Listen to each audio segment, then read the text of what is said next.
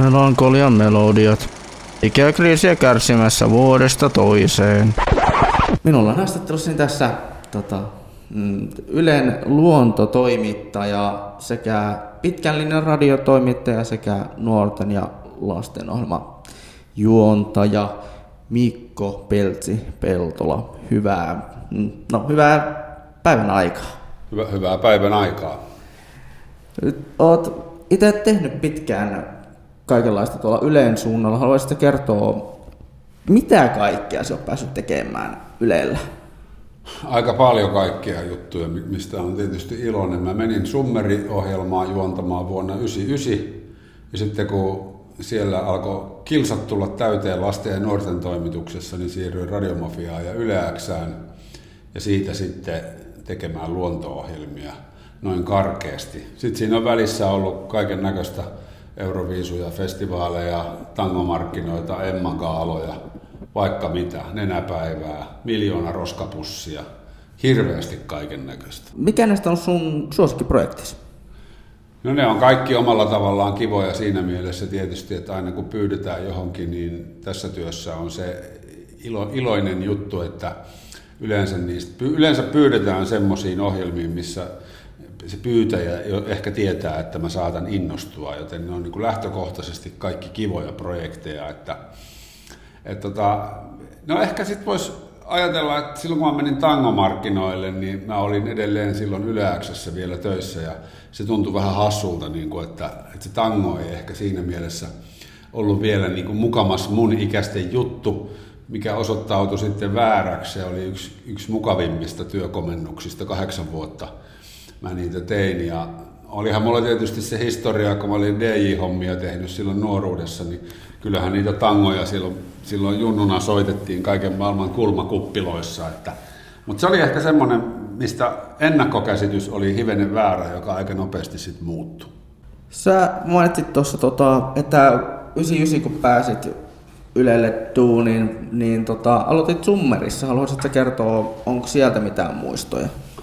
Se oli mä menin koekuvausten kautta, sinne oli kuulemma vähän yli 70 hakijaa ja mut valittiin siihen juontajaksi ton Silvia Moodigin kanssa ja sitä rakennusta, missä se tehtiin, niin ei enää ole, se oli ne VR:n, valtion rautateiden vanhat makasiinit siinä keskellä Helsingin keskustaa, et siinähän on nyt musiikkitalo, taitaa olla sillä paikalla. Se oli 14 lähetystä ja meillä oli muistaakseni Rasmus Juustopäät ja Jonna Tervonmaa oli niinä 3 viikon vieraana, kun se oli aina perjantaisin vieras. Et se oli nuorelle miehelle niin kun päästä tekemään 14 suoraa lähetystä valtakunnan verkkoon, niin se oli aika kivaa. Sitten se oli sitä aikaa vielä, kun ei ollut pahemmin internettiä häiritsemässä nuorten keskittymistä, niin sitä ohjelmaa katsoi melkein kaikki Suomen 9-15-vuotiaat. Et voin kertoa, että niinä kesinä, kun meni Linnanmäelle tai Särkänniemeen, niin se oli pikkusen kiusallista olla, kun oli aika paljon sitä pientä katsojaa, jotka tunnisti sitten Summerijuontajan. Sitä kautta olet myös päätynyt tekemään muitakin nuorten ohjelmia Ylelle, muun muassa Tiikeriä, Sohvaa ja tällaista. Olisiko sieltä mitään tällaista erityistä muistoa?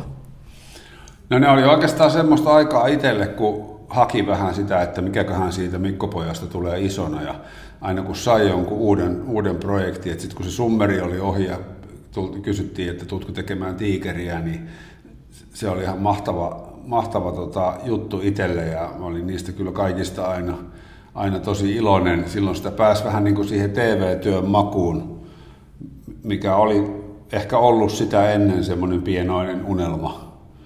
Mutta suurin unelma sitten ehkä tuli sitten kuitenkin sen jälkeen, kun soitettiin Radiomafiasta, että tuutko tekemään arkiaamua, eli valtakunnan ehkä parasta ohjelmapaikkaa.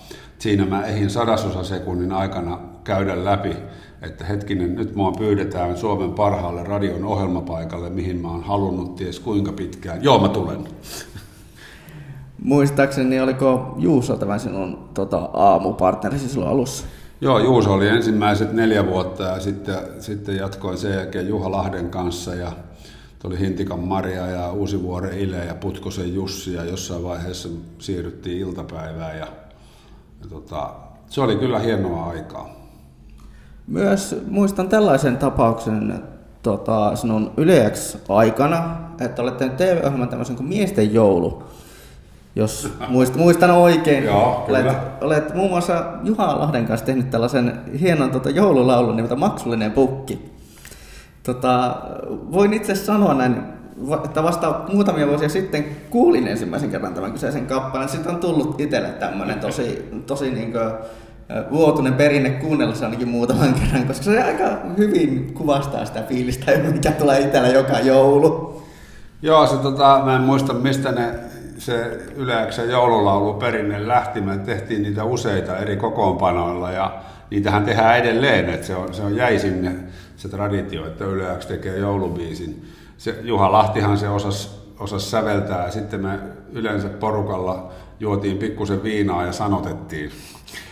Ja ne sanat nehän on sitten niinku, sehän on niinku, voi hyvin sanoa, että se on niinku kieliposkessa tehtyä musiikkia. Et siitä ei pitäisi huumoria puuttua. Ne oli hauskoja perinteitä ja sitten niitä oli aina hauska joskus välillä esittääkin jossain. Oletko koskaan miettinyt, että lähtisi joskus musauralle tämän luontosetin mukaan ohessa? Mulla on se ongelma, että mä en osaa laulaa muuten kyllä. No ei, jos ei sanotteeksi. Niin, en tiedä. Ehkä se on parempi pysyä näissä nykyisissä hommissa. Se on tämmöinen, tässä kun kuuntelin sunkin tunnin luentoa, niin siinä tuli tosi vahvasti semmoinen luontopositiivisuus esille. Mitä sun mielestä, mikä luonnossa on parasta? Mulle tulee hirveän hyvä olo, kun mä menen luontoon. On se sitten metsätunturit tai joku vesistö. Mä en osaa sen tarkemmin tai tiedä siis mistä se johtuu, mutta mä oon sen vaan ajatellut niin, että kun mulla siellä tulee hyvä olo, niin sitten mä pyrin hakeutumaan semmoisiin paikkoihin, kun mun mielestä olisi kiva jotenkin elää tämä elämä niin, että se olisi mukavaa. Et jos mä en tykkäisi olla luonnossa, niin en mä sit varmaan siellä olisi. Et kyllähän tämä, että tekee nyt telkkarin luonto-ohjelmia, niin ei mua ole siihen kukaan pakottanut. Kyllä mä oon ihan itse sinne hakeutunut. Ja niin kauan kun se tuntuu hyvältä, niin kauan niitä on tietysti kiva tehdä. On itsekin monesti miettinyt tällaisena urbaanina kaupunkilaispoikana, että mitäköhän tuo luonto tarjoaisi, mutta kun itse kroonisesti kroonisesti tuonne nettiin jumiutuneena on vähän niin kuin, että ehkä, en tiedä. Niin. Yritän keksiä jotain tekemistä. Tämähän on tämä luontoihmisten ongelma, että mäkin siihen joskus syyllistyn, että me luullaan, että kun luonto antaa meille hirveästi hyvää, että se antaa kaikille, että kaikkien pitäisi mennä luontoon, mutta eihän se niin ole. Eihän luontoon ole kenenkään pakko mennä ja en mä yleensäkään niin kuin sinne ihmisiä tuputa. Mä voin tuputtaa jotain joukkoa, niin kuin mä tuossakin tuolle auditorioporukalle sanoin, että menkää luontoon, mutta ei se sitä tarkoita, että jos siellä on joku, joka ei tykkää käydä luonnossa, että sen tarvitsisi huonoa omatuntoa potea, että ihan hyvän ja onnellisen elämän kyllä varmasti pystyy elämään kaupunkimiljöissäkin. No. Mutta ulkoilmaa kyllä tietysti suosittelen kyllä kaikille, että sehän on tutkitusti kyllä niin kuin hyvä juttu, että ihan sisätiloissa ei kannata. Mutta kai säkin nyt lämpimään aikaan oot netissä sitten terassilla. No en todellakaan. On liian valosaa. No ei, kyllä mä olen ihan niin. Mieluummin silloin kun on hyvät ilmat, niin kyllä minä varmasti uloskin hikikomerosta niin lähden. Niin. Niin kuin kaikkien nuorten pitäisi. Kyllä pitäisi, joo. Kyllä se ulkoilu tekee hyvää ja liikuntaa, että sehän mä tykkään luonnossa ehkä eniten kyllä niin kuin liikkua. Musta on kyllä kiva ihan siellä vaan olla ja tuijotellakin, mutta monesti tulee niin kuin se lenkkeily eri muodoissaan. Millaisia mietteitä esimerkiksi sähköpyöristä ja näistä erilaisista sähköasioista liikuntavälineissä? Mä oon sähköavusteisia pyöriä kyllä, mä olen testannut itse. Mä en ole kokenut vielä tarpeelliseksi itselleni semmoista hommata. Mä oon toistaiseksi pärjännyt ilman sähköä. Mutta kyllä mä ajattelen positiivisesti niistä, että jos se sähköavusteisuus madaltaa jonkun ihmisen kynnystä lähteä pyöräilemään, niin se on vaan hyvä juttu. Kyllähän se monelle on helpottanut ja pidentänyt ihmisten matkoja, mitä ne käy pyöräilemässä, kun niillä on se sähköavusteisuus. Et positiivisesti suhtaudun sähköpotkulaudat ja tommoset mopot on sitten tietysti semmoisia, mitkä ei niinku ehkä ole liikuntaa, mutta sitten toisaalta Helsingissä esimerkiksi noista sähköpotkulaudoista käydään hirveätä riitaa koko ajan, mutta en mä ole niitä jotenkin kokenut haitalliseksi myöskään, koska ne on sitten myös sen niin kuin nuoremman ikäpolven tapa liikkua ylipäätänsä. Et mä on kyllä tuun ihan hyvin niiden kanssa toimeen. Ihan hyvällä mä oikeastaan ajattelen. No palaten tuonne radiomaailmaan hieman, kuten normaalistikin, niin tulee, ja sanoit, että tulee varmasti tuli kuunneltua varmasti aika paljonkin kaikenlaista musiikkia, niin mitä nykypäivänä tulee sitten kulutettua? Mä kuuntelen aika paljon, silloin kun mä autossa menen, niin radioa, sitten muuten äänikirjoja, podcasteja ja jonkun verran sitten musiikkia. Silloin jos mä menen junassa ja mä haluan nukahtaa, niin sitten silloin mä kuuntelen Scorpionsia. Muuten sitten aika lailla sekaisin kaikkea, että kyllä se ehkä kaikista musiikkityyleistä se räppi on ollut mulle niin kuin aina ehkä tärkein, mutta en mä sitäkään nykyään jaksa niin kuin määräänsä enempää kuunnella.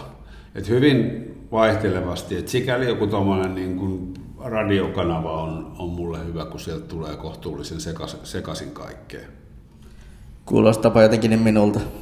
niin. Toisaalta itse radiojuontaja kanssa pitkän linjan tehnyt täällä nuorisokanava Hertsilässä, niin on tullut huomattua, että ei sitä enää itsekään oikeastaan välitä, että mitä sitä tulee kuunneltua. Niin. Joo, ei se siis se jotenkin siihen turtu siihen musiikkiin, sitä tuli niin paljon silloin, että siitä tuli vähän niin kuin semmoista mölyä vaan, mikä tulee toisesta korvasta ja menee toisesta ulos. Tokihan on siis tietenkin ne nuoruuden ajan kappaleet, niin saa heräämään sitten aina nostalgisia muistoja, että totta kai semmoista jotain nuoruuden musiikkia. Kyllä jotkut vanhat Dire Straitsit, kun niitä kuuntelee, niin kyllähän sieltä tulee sitten niin kuin se nuoruus mieleen. Toni Jefermov ja Melankolian melodiat.